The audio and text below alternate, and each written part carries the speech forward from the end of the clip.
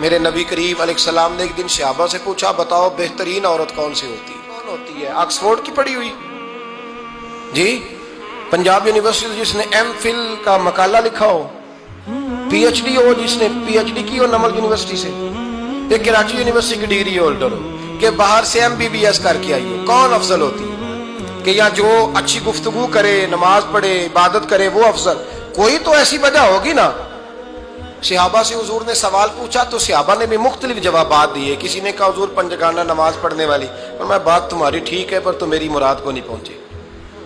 ایک نے کہا یا رسول اللہ صلی اللہ علیہ وسلم پردہ کرنے والی، فرمایا بات تمہاری ٹھیک ہے پر تم میری مراد کو نہیں پہنچے۔ ایک نے کہا حضور با پردہ عورت، فرمایا بات تمہاری ٹھیک ہے پر تم میری مراد کو۔ حضرت علی کہتے ہیں بیٹھا میں بھی تھا بیچ، لیکن میں بھی مراد کو سمجھ نہیں پا رہا تھا، حالانکہ شہر علم کے دروازے کا نام مولا علی ہے۔ فرماتے ہیں اس وقت اللہ کی حکمت تھی کہ جواب کوئی اور دے، تو حضرت علی کہتے ہیں قد بھی میرا چھوٹا تھا، بیٹھا بھی میں پیچھے تھا، تو تھوڑی گردن اور جھکا کے نا تو میں نکل گیا اور فاطمہ کے حجرے میں پہنچ گیا۔ تو میں نے کہا فاطمہ حضور نے ایک سوال پوچھا ہے تو صحابہ جواب دے رہے ہیں پر حضور کہتے ہیں تم میری مراد کو نہیں پہنچے، ذرا جلدی سے جواب نہیں دیتی؟ تو خاتون جنت ہنس پڑی، فرمانے لگی میں جواب دوں؟ آپ کو بھی کہا ہاں دیں جواب کا کیا؟ فرمانے لگے بتاؤ سب سے بہترین عورت دنیا کی کون سی، سب سے بہترین؟ تو جناب فاطمہ کہنے لگی سادہ سا جواب تھا، آپ لوگوں کو آیا کیوں نہیں؟ کہا چلو بتاؤ۔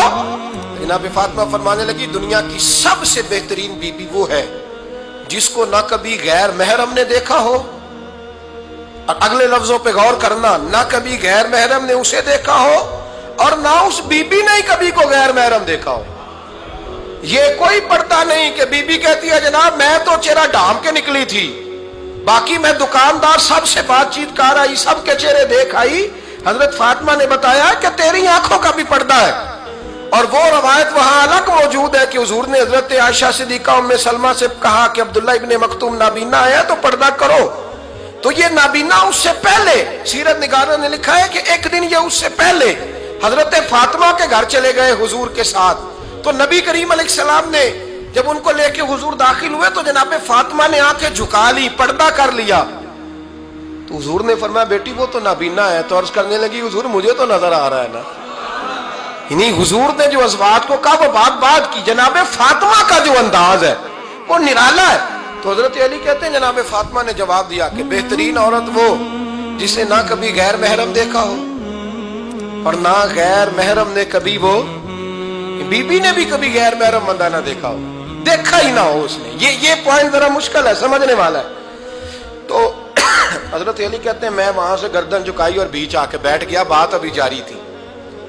حضور نے فرمایا آتا ہے کسی کو جواب؟ تو کہتے ہیں میں نے ہاتھ کھڑا کیا، میں نے کو حضور آتا ہے، تو حضور مسکرا پڑے، فرمایا چل بتا۔ میں نے عرض کی حضور بہترین عورت وہ ہے کہ نہ کبھی اسے غیر محرم نے دیکھا ہو نہ اس نے کبھی غیر محرم دیکھا ہو۔ تو حضرت علی کہتے ہیں شاباش مجھے ملنی چاہیے تھی نا۔ حضور مسکرا پڑے، کہنے لگے میں نے تو پہلے ہی کہا ہے فاطمہ تو بدعت منی، فاطمہ میرے جگر کا ٹکڑا ہے، میں نے تو بڑا پہلے کہہ دیا ہے۔ تو کہتے ہیں صحابہ میری طرف دیکھنے لگے کہ یہ تو تعریف فاطمہ کی ہونے لگ گئی ہے۔ تو میں نے کہا کیا کریں؟